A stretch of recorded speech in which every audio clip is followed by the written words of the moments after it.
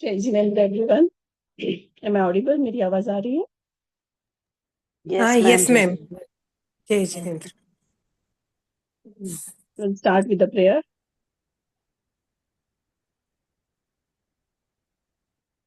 आप लोग अपना वीडियो ऑन कर दीजिए। जी हाँ स्वरूप समय बिना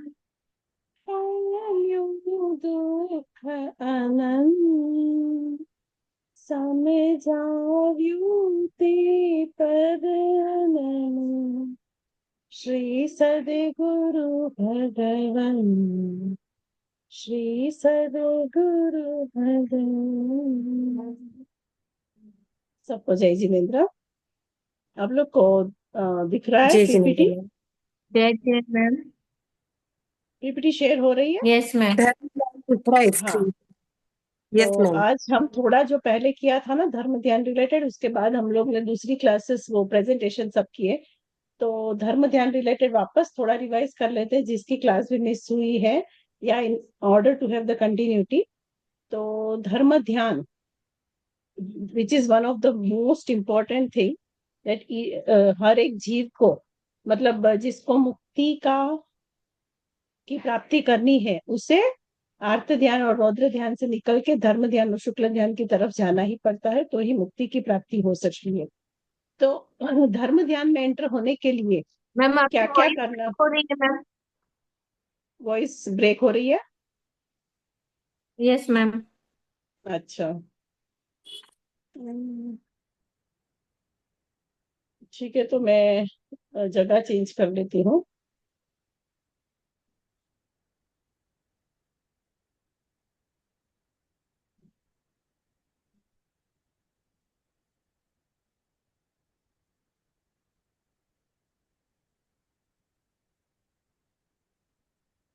अभी आवाज क्लियर आ रही है? Yes ma'am. हाँ, यस मैम। देख लेते हैं यहाँ पे, अगर यहाँ पे भी होगा तो फिर मैं दूसरी जगह चली जाऊंगी। तो धर्म ध्यान जो है वो बहुत इंपॉर्टेंट कॉन्सेप्ट है। तो धर्म ध्यान के लिए जो जो बेसिक नेसेसिटी होती है, तो उन सारी चीजों को हमें यहाँ समझने की कोशिश करनी है। तो वो है धर्म ध्यान की भावनाएं। जो 12 पॉइंट्स हम लोग ने डिस्कस किए थे, वो है धर्म ध्यान के 12 भावनाएं। तो उस 12 भावनाओं में क्या क्या आता है? तो सबसे पहली भावना आप लोग को दिख रहा है? पहले भावना है, फिर यस देश, मैम। Yes ma'am. काल। दिख रहा है कि और भी बड़ा करूं? आसन। मैम सिर्फ फर्स्ट स्लाइड दिख रहा है। फर्स्ट स्लाइड दिख रहा है? इसको फुल स्क्रीन कर सकते हैं मैम? हाँ, अब दिख रहा है ये। हाँ, कर दीजिए सीमा जी। दिख रहा है ना अभी ये सेकंड स्लाइड? यस और no? Yes ma'am. Yes ma'am.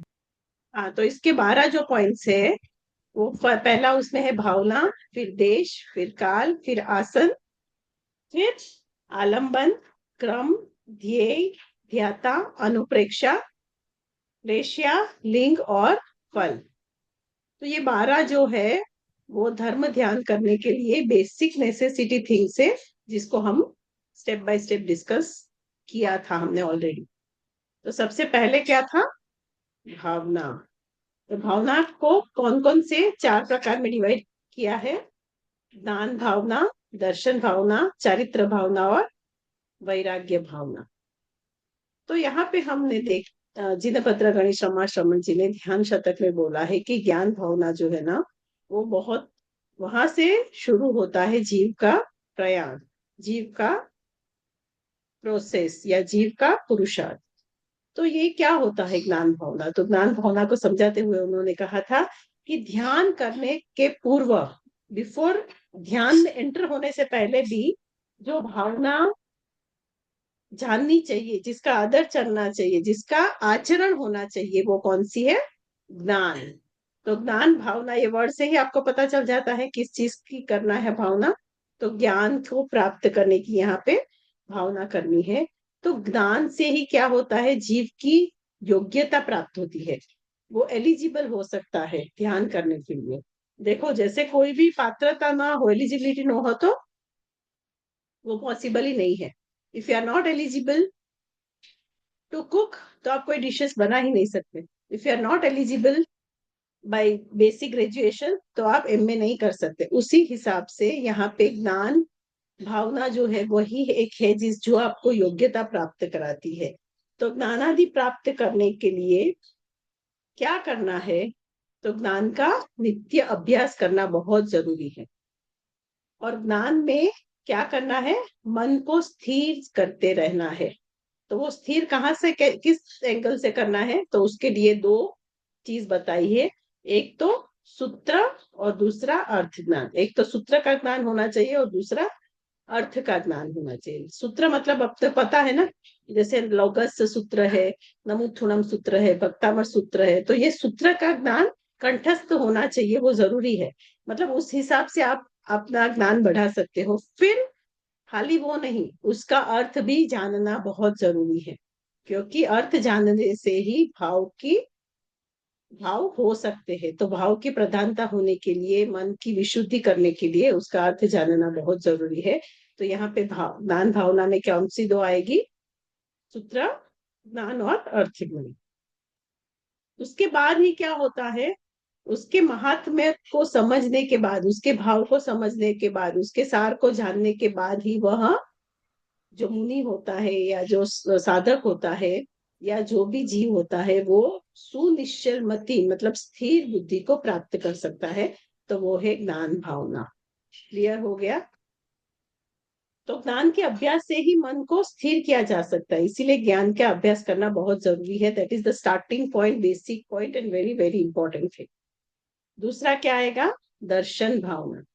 तो दर्शन भावना में क्या कहते हैं कि जो कोई भी शंका है, डाउट है, कांक्षा है, या कोई विकित इच्छा है, या पर धर्म कोई प्रशंसा करने का या पर पाखंड का आप अगर भाव करते हो, अगर ऐसे दोष है, तो वहां से निकलकर क्या करना है? संवेग, निर्वेग, आस्था और अनुकंपा में कॉन्सेंट्रेट जीव को करना जरूरी है। अगर ये करते हैं तो उसको क्या कहा जाता है कि वो अभ्रांत हो जाता है। फिर उसको कोई भ्रांति नहीं रहती, वो कहीं पे विचल नहीं होता है। तो इसको कहते हैं दर्शन भावना। क्लियर है? और जब दर्शन भावना मैम होती है तो उसका मोह रहित। अनुकंपना क्या सिमर? अनुकंपना का मीनिंग, अनुकंपा अनुकंपना मीन्स का मीनिंग अनुकंपन। Compassion, compassion towards all the jeev, दया, अनुकंपा। Okay. Next is coming charitra bhavana. The word itself says charitra. Charitra means what? Conduct. जो अपने चरित्र में लाना। ओके, तो जब जब चारित्र भावना में जीव एंटर होने के भाव करता है, मतलब what ever he has learn through knowledge, जो उन्होंने जो जो क्वालिटीज दर्शन से एक्यूमुलेट की है, उसके बाद उसको इम्प्लीमेंट करेगा चारित्र में। ओके, जब चारित्र में इम्प्लीमेंट करता है तो क्या होता है? चारित्र भावना के द्वारा नवीन कर्मों के ग्रहण का अभाव होता है। मतलब नए नए जो कर्म जीव ऑल द सेकेंड्स बांधता रहता है ना, वहां पे उसका स्टॉपेज आ जाता है, वो बंद हो जाता है। और जो पूर्व में कर्म बांधे हुए है, पूर्व संचित जो कर्म है ना, उसको क्या करता है? निर्जरा करने का करने लगता है। तो इससे क्या होता है? कर्मों का जो नया ग्रहण नहीं होता, और नए जो कर्म बांधते हैं वहां पे भी क्या होता है? पुण्य का बंध ही होता है, अशुभ तो कभी होता ही नहीं। तो वो है चारित्र भाव।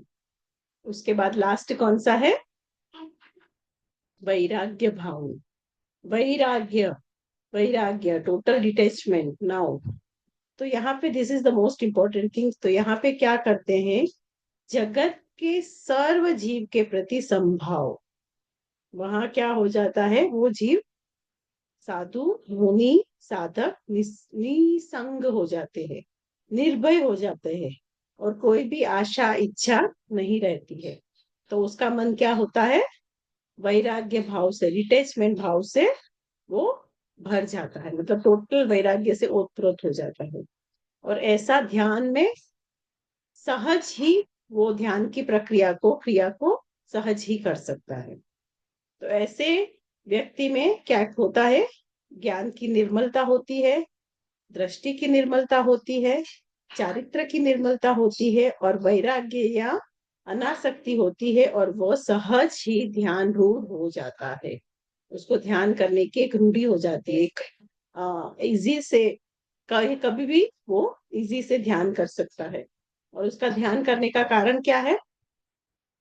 सर्व विकार से पहले मुक्त होना है। जो भी क्रोध, मान, माया, लोभ, जो भी कषाय है ना, विकार है, जो आत्मा की प्राप्ति नहीं होने देता या आत्मा को परमात्मा नहीं बनने देता, वो विकारों की मुक्ति होती है और मोक्ष प्राप्ति का साधन होता है। तो ऐसे जीव को कहते हैं वैराग्य भाव। समझ में आया? और ऐसे ही जीव क्या कर सकते हैं? वीरति की, या तो यानी कि संयम की प्राप्ति कर सकते हैं। क्लियर है यहाँ पे? आगे बढ़ू?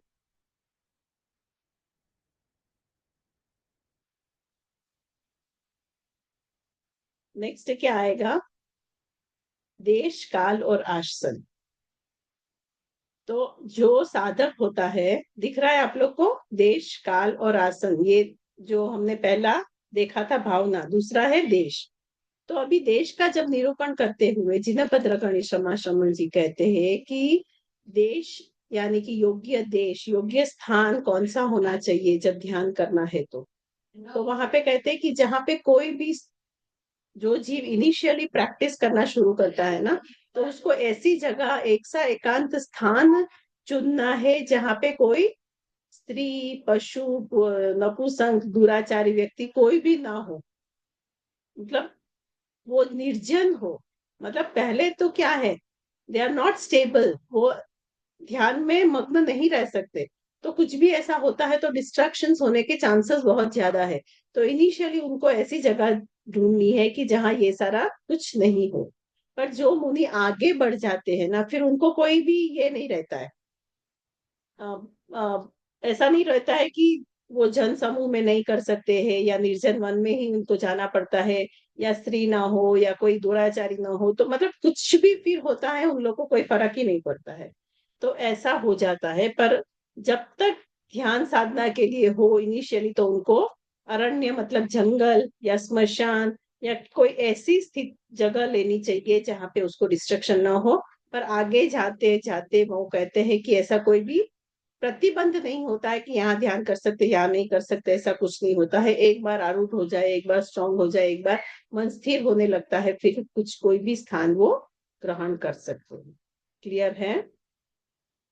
बस एक ही कंडीशन होनी चाहिए कि उनकी मन, वचन, काया की प्रवृत्ति स्थिर बने, वही ध्यान योग्य स्थान है, जहाँ पे उनका मन, उनके वचन और उनकी काया की स्थिरता हो सके और वो डिस्ट्रैक्ट ना हो, तो वहां ध्यान करने का योग्य स्थान। फिर कहते हैं कि काल, काल कौन सा होना चाहिए? तो वो भी काल के लिए कहते हैं कि कभी कभी प्रातः, मध्याह्न, सायं, रात्रि, ऐसे कभी कभी कहते हैं कि काल विशेष के लिए अष्टमी हो, चतुर्दशी हो या पूर्णिमा हो। तो ऐसी अलग अलग अपेक्षाएं दी जाती है वो इनिशियली स्टार्टिंग में। पर जिस काल में मन, वचन और काया की प्रवृत्ति समता और समाधि से रहे, वही काल ध्यान के लिए उपयुक्त है। समझ में आया?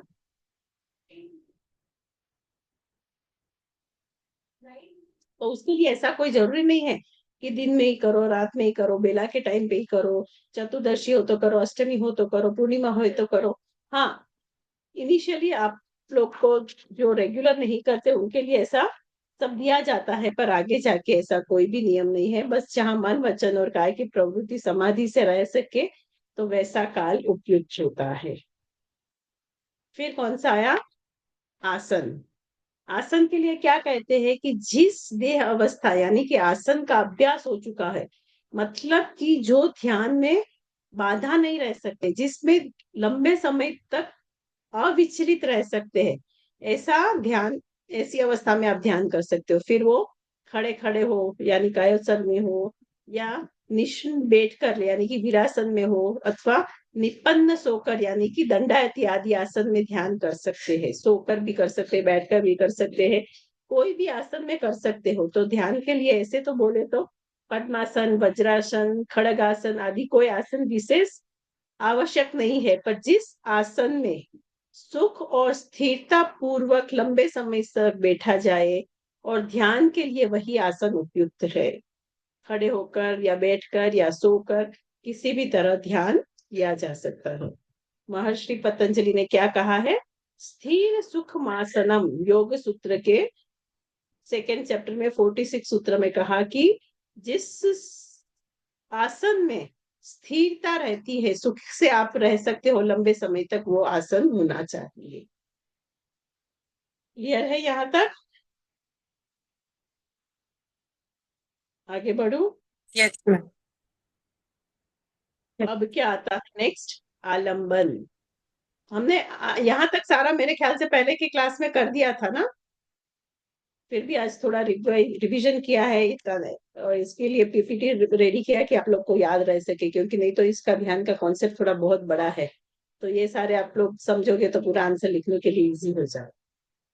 अभी क्या आता है? आलंबन। आलंबन का मतलब क्या होता है? What is the meaning of the word आलंबन? किसी का सहारा। सहारा लेना। हाँ हाँ। तो आलंबन कौन सा माध्यम, कौन सा मीडियम, किस चीज का सहारा ले सकते हैं अगर ध्यान करना है तो वो है वाचना, पूछना, परिवर्तना और अनुचिंता। तो ये नाम पहले सुने हुए हैं कि आज पहली बार सुन रहे हो? सुने हुए है ना? सुनो। What is the meaning of सुने द हुए वर्ड हैं वाच? पहले में। ये चार है ना, शुद्ध धर्मानुगामी आलंबन है। तो जहाँ पे भी सामायिक सुने हुए होती है, मैम। हाँ, तो षडावश्यक होता है ना, सामायिक होता है, चतुर्विश स्तवन, वंदना, प्रतिक्रमण, ध्यान, कायोत्सर्ग, मतलब जो षडावश्यक होते हैं ना, तो वो सब चारित्र धर्मानुरागी आलंबन है, जो चारित्र में लिया हुआ है। तो जिस प्रकार कोई पुरुष मजबूत रस्सी का सहारा लेके ऊपर चढ़ता है ना, उसी प्रकार इन सारी चीजों का आलंबन लेके जीव क्या करता है? धर्म भावना के लिए, धर्म ध्यान के लिए आगे बढ़ सकता है, उसका आलंबन उसको लेना है। ठीक है? तो ध्यान क्या है? निर्जरा और तप का 11वां भेद है। तो उसके पूर्व क्या हुआ? स्वाध्याय तप आता है। तो स्वाध्याय का अर्थ क्या है? अंतर्मुखी होना। तो जब आत्मा का निरीक्षण करते हैं तो अपने विकारों को, जो होते हैं, जब आत्मा में देखते हैं, अपने दुर्गुण देखते हैं, तो निरीक्षण करते हैं, तो जो जो विकार होते हैं, जिस जिस कारण से उसे ज्यादा कर्म का बंध होता है, उसको दूर करने की कोशिश करते हैं। फिर क्या कहते हैं कि स्वाध्याय से ध्यान की सामर्थ्यता आती है, और ध्यान रूपी प्रासाद से आरूढ़ होकर जीव क्या करता है? स्वाध्याय का आलंबन लेने का शुरू करता है। और चित्त की एकाग्रता ध्यान है, परंतु वो किससे होती है? तो वाचना, पृछना, परिवर्तना और अनुचिंता से। ठीक है? तो इसके लिए अभी हम, व्हाट इज वाचना? वाचना का मतलब क्या है, कोई बताएगा? What is the meaning of the word पढ़न वाचना? पढ़ना पढ़ना। हाँ, मतलब क्या पढ़नी? Story book? स्वाध्याय मतलब बुक्स आगम का और धार्मिक, जिससे हमारी चित्त प्रवृत्ति सदग्रंथ की वाचन करना। विचलित ना हो। हाँ, हम्म। चित्त प्रवृत्ति विचलित ना हो, ऐसा स्वाध्याय करना।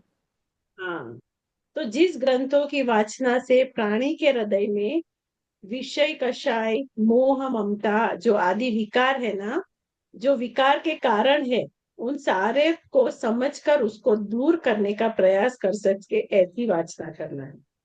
ऐसे ग्रंथों को पढ़ना है जिससे विकार का निवारण हो सके। इसीलिए कहते हैं कि वाचन सूत्र रूप में भी होता है, और दूसरा कौन सा रूप में होता है? स्टार्टिंग में मैंने बताया, सूत्र रूप में और अर्थ रूप में। अर्थ रूप में। चलो। हाँ, तो इसीलिए अर्थ रूप वाचना से चित्त की एकाग्रता होती है और बुद्धि में निर्मलता आती है। इसीलिए वाचना का एक रूप सूत्र पढ़कर और दूसरे को सुनाना भी है। तो इससे वाचक व श्रोता दोनों में धार्मिक भावनाओं की अभिवृद्धि होती रहती है। इसीलिए वाचना को बहुत इंपॉर्टेंट आलंबन बताया है जैन धर्म। दूसरा क्या है? पृच्छना। पृच्छना का मतलब क्या है? प्रश्नोत्तर करना, हाँ। शंका जो होती है ना, डाउट्स जो होते हैं तो उनको क्लियर करना। हाँ, जो जो आपको डाउट है, जो जो समस्या है, जहाँ पे भी स्टॉप हो रहे हो, जो समझ में नहीं आ रहा है, जो कॉन्सेप्ट क्लियर नहीं है, वहां पे कैसे होता है, क्या होता है, तो इन सारी समस्याओं का निवारण करना, उन शंकाओं का समाधान के लिए जो जो गीतार्थियों ज्ञानियों को पूछते हैं, उसको पूछना बहुत आवश्यक है। क्योंकि अगर ऐसी चीज नहीं है ना, ये सारा ज्ञान हमको पहले से है नहीं, तो अगर डाउट में ही आगे बढ़ते रहेंगे तो वो गलत हो जाएगा, आपका पिलर स्ट्रांग नहीं होगा। क्योंकि तत्व एक ऐसी चीज है ना जिसमें बहुत डाउट होते हैं। आत्मा एक ऐसी एब्स्ट्रैक्ट चीज है, उसको समझना है तो हमको बहुत सारी चीजों को जानना है। तो तात्विक पृच्छा और उसका समाधान प्राप्ति में अगर हो सकता है तो ही हम एकाग्रता हो सकते हैं। जहाँ डाउट होंगे तो वापस आपका मन विचलित होता रहेगा। इसीलिए कहते हैं कि भौतिक जगत एवं वासनाओं से वृत्ति उपरत होती है और पूछना को धर्म ध्यान का दूसरा आलंबन कहा गया। क्लियर है? नेक्स्ट क्या है? परिवर्तना। परिवर्तना का अर्थ क्या है? जो पढ़े हुए और पूछे हुए ज्ञान जो हुआ ना, फर्स्ट और सेकंड वाचना जो की, उसके ऊपर जो डाउट पूछना हुआ, उसको बार बार आवृत्ति न की जाए तो वो भूल जाते हैं। रिपीटेशन न हुआ है।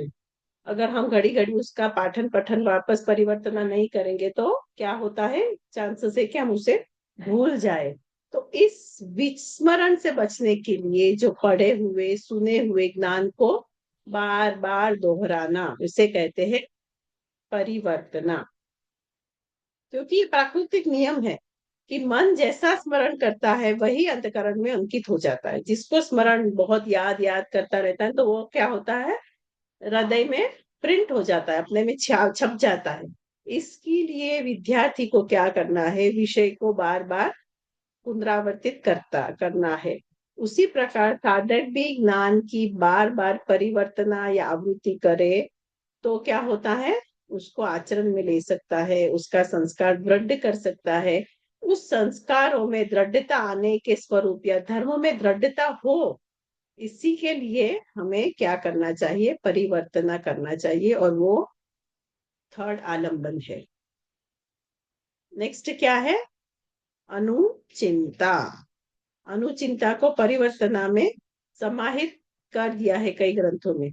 तो धर्म कथा को भी कह सकते हो, कहीं कहीं अनुचिंता भी बोलते हैं। तो जो धार्मिक सिद्धांत के सूत्र है ना, उसको श्रवण करने या पढ़ने के साथ उसके अनुचिंतन करने से अंतकरण का बड़ा बल मिलता है। कैसे?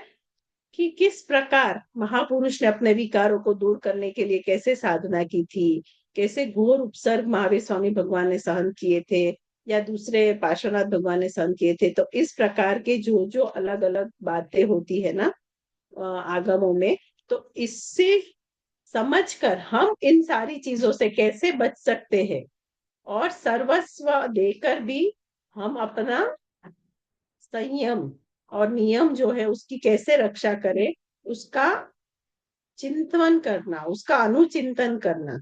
तो यह उससे क्या होता है, आत्मा को बहुत प्रेरणा मिलती है और संसार से के प्रपंच से वो विरक्त होता है और जो धर्म पर स्थिर रहने में बड़े उपयोगी होते हैं। तो विकारों को दूर करने के लिए और वैराग्य में सहायक बनने के लिए, पाप से बचने के लिए और सचेत ये जो करता है वो है अनुचिंता। समझ में आ गया? तो क्या क्या आलंबन लिए हैं अभी पहले से बोलो। हमने सबसे पहले क्या पढ़ा? भावना। भावना कौन कौन सी थी, एक बार रिवीजन कर लो, सब लोग बोल दो, देन विल कंटिन्यू आगे। भावना कितने प्रकार की है? ज्ञान भावना, दर्शन भावना, चार। चार। हम्म, चारित्र भावना और वैराग्य भावना। फिर ज्ञान दूसरा कौन सा भावना, पढ़ा था? दर्शन भावना, चरित्र भावना और वैराग्य भावना। वैराग्य। हाँ, फिर दूसरा कौन सा था? देश। देश, काल, फिर काल, के देश, बारे में नहीं काल, पता। आसन। और आसन। हाँ, उसके बाद आसन। आसन। आलंबन। आलंबन कौन कौन से लिए? आलम्बन। अभी आलम्बन। कौन कौन से आलंबन लिए? वाचना, पूछना, अपरिवर्तन। वाचना, पृच्छना, परिवर्तना और अनुचिंता, चार आलम। चार हाँ, आलम। हाँ। उसके बाद कौन सा पॉइंट आएगा कि ध्यान करने का क्रम क्या है? क्रम। क्रम। तो केवली के भवकाल में शैलेशी अवस्था में शुक्ल ध्यान का प्रतिपत्ति क्रम जो है वो क्या होता है? सबसे पहला क्या करते हो? मनोयोग का निरोध करते हो। सबसे पहले मन के जो योग है ना उनको रोकने की कोशिश करते हैं, उनका निरोध करते हैं, वहां पे स्टॉपेज लाते हैं, वहां पे आगे विचार नहीं करना है, वहां पे सबसे पहला पुरुषार्थ करते हैं। तद उपरांत क्या करते हैं? वाक्य योग का निरोध होता है। वाक्य योग मतलब वचन का। और अंत में क्या करते हैं? काय योग का निरोध होता है। This is the sequence, first, second and third. तो ऐसा करते करते शेष धर्म ध्यान करने वाले के लिए तो जिस प्रकार उन्हें समाधि होए वैसा करना चाहिए। जो ये कौन करता है? जो शैलेशी अवस्था में है, जो बहुत ऊंचे स्थान में। यहाँ देखो, हम हर एक चीज में स्टार्टिंग वाले जीव के लिए भी कौन सा देश काल, कौन सा ये था देश, कौन सा काल होता है, कौन सा आसन होता है, वो सारी चीजें हमने दोनों के लिए डिस्कस की है ना। वैसे ही यहाँ आलम क्रम के लिए भी कहते हैं कि जो इनिशियल पुरुषार्थ कर रहा है, जो स्टार्टिंग का है ना जीव, वो कुछ भी चाहे वो कर सकता है। पहले अपनी काया को स्थिर रखना है, फिर वचन को स्थिर रखना है, फिर मन को स्थिर कर सकता है, क्योंकि वो बहुत सूक्ष्म है। पर जो आगे बढ़े हुए शैलेशी अवस्था में बहुत उच्चे स्थान पे पहुंचे हुए अच्छे अवस्था में उनको ये होता है, वो पहले मनोयोग का नियुक्त करते हैं, फिर वाक योग का और फिर काय योग का। क्लियर है? आगे Yes, बढ़ू? Yes, आगे आता है ध्येय या ध्यातव्य। कितना टाइम है हमारे पास? यहाँ पे दिख रहा है? ऐसा कुछ नहीं है ना? 10 मिनट दिखे तो कोई बोलना मुझे। और एक बात पूछनी थी, कल थोड़ा लेट क्लास, कल शायद बाहर जाना है मुझे, तो आने में शायद लेट हो जाए। तो लेट से लेट कितने बजे तक आपको क्लास हो सकती है? अगर 7:15 का ना रखे तो लेट कितने बजे? 8:30 का रखे तो चलेगा? 9 o'clock का। after 8. Yes, ma'am. चलेगा ना? मैं जितना हो सकेगा उतना Yes, जल्दी ma'am. मैसेज कर दूंगी। पर शायद लेट हो तो थोड़ा लेट कल हो जाएगा। ठीक है? तो अभी यहाँ पे बहुत इंपॉर्टेंट कॉन्सेप्ट जो आता है ना वो है, एक तो आप इसको बोल सकते हैं धर्म ध्यान के भेद है। आज्ञा विचय, अपाय विचय, विपाक विचय और संस्थान विचय। पर यहाँ पे उसको ही 10 मिनट आ गई।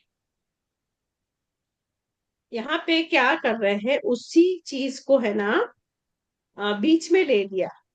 अभी तो हमको और भी बहुत सारी चीजें देखती है ना, जैसे बाहर यहाँ पे हमने यहाँ इतना ही देखा है, आलम्बन और क्रम ही देखा है। अभी तो ये सारे पॉइंट्स हमें देखने बाकी है। पर फिर भी ये क्यों बीच में ले लिया? क्योंकि इसी का ध्येय होना चाहिए। जो ध्यान करना कर रहा है ना उसको ये चार जो सब डिविजन है ध्यान के उसमें कंसंट्रेट करना है, वो ध्येय होना चाहिए। इसीलिए यहाँ बीच में चार जो चीजें हैं, जो धर्म ध्यान के, अर्थ ध्यान के भेद क्या थे याद है? रौद्र ध्यान के भेद क्या थे? अर्थ ध्यान के इष्ट संयोग, अनिष्ट वियोग, रोग चिंता और निदान। रौद्र ध्यान के कुछ भी याद नहीं है। हिंसानंदी, वृषानंदी, चौर्यानंदी याद आ रहा है? उसके 4 सब डिविजन थे ना, यस ऐसे सर। धर्म ज्ञान के ये 4 डिविजन है। कौन से है? आज्ञा विचय, अपाय विचय, विपाक विचय, संस्थान विचय। बोलिए सब, आप संस्थान। लोग सब चारों बोलिए। ये देखो आप लोग को अभी ऐसे ही याद करवाना पड़ेगा, नहीं तो कोई रिविजन ही नहीं कर रहा है। विभाग विचय संस्थान विचय। विचय, हाँ अपाय विचय, विपाक विचय, संस्थान विचय। हाँ।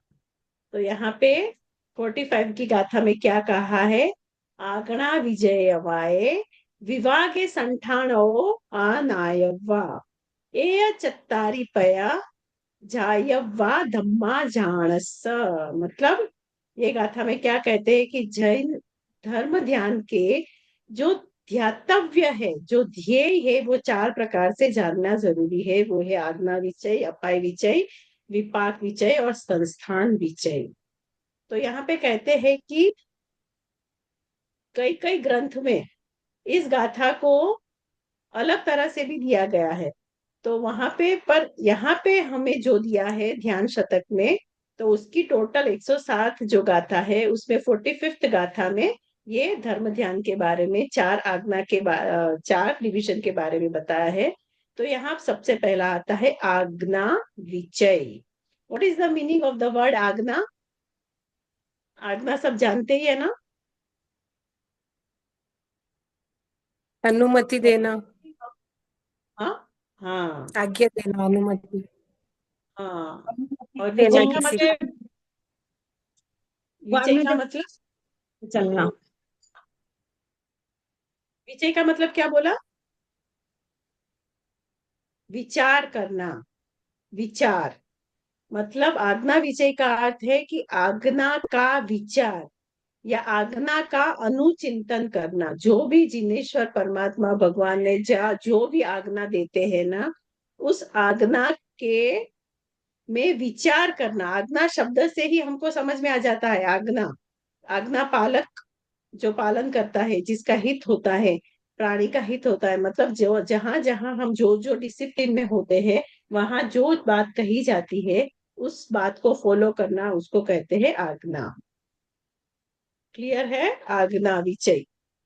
तो यहाँ पे क्या कहते हैं कि जीव के जो राग है ना, वो राग ही क्या है? समस्त दोषों का मूल है। हमारे जितने भी दोष है वो किस वजह से है? राग की वजह से है।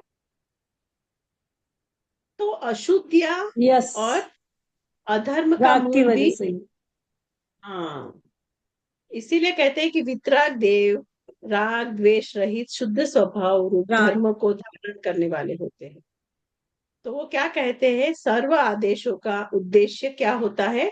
कि राग की हम निवृत्ति करें, स्वभाव के रूप धर्म की प्राप्ति करें। इस दृष्टि से आज्ञा में धर्म है, यही फलित होता है। जो आज्ञा दी गई है, भगवान ने जो कहा गया है, उस आज्ञा का हम वैसे का वैसा पालन करें, तो ही हमारा जीव भाव सार्थक हो सकता है।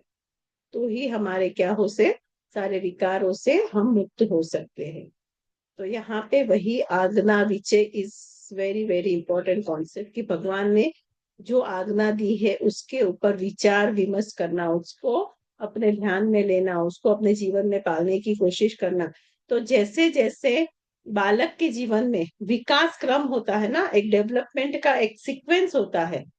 प्रारंभिक स्टार्टिंग में क्या उनकी अवस्था होती है, फिर धीरे धीरे वो आज्ञा का महत्व समझ के उसको फॉलो करते हैं। तो बालक की बुद्धि क्या होती है? विकसित होती है। He starts developing, he starts behaving, he becomes discipline. वैसे ही जो भगवान ने आज्ञा दी है, उस सारी आज्ञा को समझ के हम अपने जीवन में उतारे, उसका पालन करें, तो हम भी सच्चे मुमुक्षु बन सकते हैं। समझ में आया? जैसे आज्ञा बालक के लिए हितकारी है, वो उसको खतरे से बचाती है, उसको प्रगति के पथ पर ले जाती है और उसके जीवन को जैसे सफल करती है, इसी प्रकार साधना के विकास क्रम में करने से वितराग, अरिहंत देव या गुरु की आज्ञा का बड़ा बड़ा बड़ा महत्व जैन धर्म में प्रणीत किया गया है।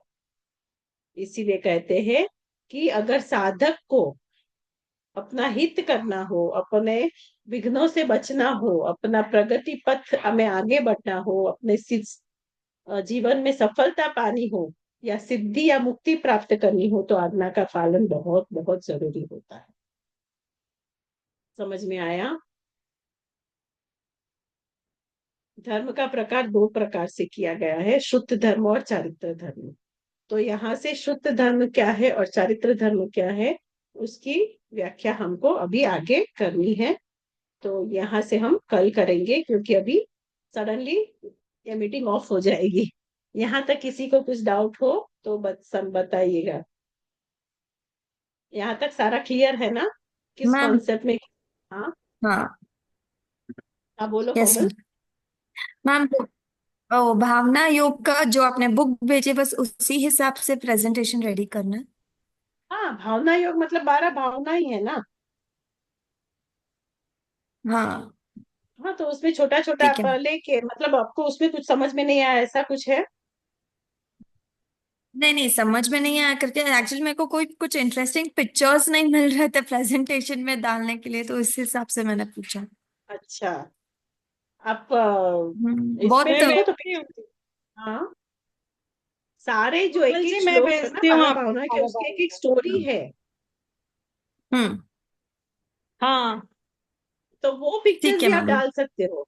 आप सविता जी को पूछो, ओके। उनको भी, उनके पास भी वो सारे दोहे भी होंगे, और उसके एक एक मैं स्टोरी जो है भेजती ना, हूँ। उसके पिक्चर्स भी आपको बहुत मिल जाएंगे। पूरे आप 12 भावना डालोगे ना, तो बहुत सारे पिक्चर्स मिल हाँ, जाएंगे। 12 भावनाएं कोमल जी। हाँ मैम मैम ओके जो ओके। 12 भावना है और ये इसकी जो 4 भावना है, ये दोनों अलग अलग है मैम? 12 भावना और इसकी 4 भावना अलग है, यहाँ पे अलग है। मैत्री, प्रमोद, कारुण्य, अलग अलग। मध्यस्थता है, वो 16 भावना अलग है। यहाँ भावना अलग है, ज्ञान और अच्छा, वो वाली। हाँ वही ज्ञान दर्शन चारित्र भावना है, और वो जो 12 भावना है वो अलग ही भावना है। वो इसमें हाँ, नहीं ले सकते हम लोग ना? किसमें लेना है? नहीं, अगर जैसे धर्म ध्यान का अगर होता है, तो जो 12 भावना, जो आपने 4 भावना ये बताई है, उसमें वो 12 भावना काउंट नहीं कर सकते हैं ना? नहीं, ये नहीं लेना है, ओके। ये भावना नहीं लेनी है वहां पे। वो पूरा कॉन्सेप्ट ही अलग है। अच्छा। हाँ हाँ हाँ। और एक से 16 भावना बोलते हैं, 12 ये और 4 दूसरी, मैत्री, प्रमोद, कारुण्य, मध्यस्थता। इसको ज्ञान दर्शन चारित्र वैराग्य को वहां पे नहीं करना है। ये ये धर्म ध्यान में, ध्यान में हाँ हाँ एंटर करने के लिए ये सारे स्टेप बाय स्टेप आगे बढ़ने के साधन है। वो अनुप्रेक्षा नहीं है, 12 भावना में नहीं आता है। हाँ, ठीक है। ठीक है, यहाँ पे अभी खत्म हो अच्छा, जाएगा समझ मीटिंग। गए। हाँ हाँ, तो कल का टाइमिंग में डाल दूंगी, कितने बजे है। जितनी जल्दी होने की कोशिश करूंगी मैं, और फिर भी कुछ चेंजेस होगा तो मैं पहले ही आप लोग को टाइम दे दूंगी, उस हिसाब से थोड़ा प्रिपेयर रहना। ठीक है, यहाँ पर चलो होगी रखो जी। तो शाम में ही है मैम? हाँ, शाम। जी जय जी श्री। कोई जय कुछ जय पूछ रहा मैम। था? मीरा जी? जय जिनेन्द्र मैम। नहीं, शाम को ही रहेगी ना क्लास तो? हाँ, शाम को ही होगी, चलेगा ना सबको शाम को? हाँ इंदिरा जी, शाम को ही रहेगी। हम्म। ठीक है, चलो, जय जिनेन्द्र। हाँ मैम, चलेगा। हाँ। जय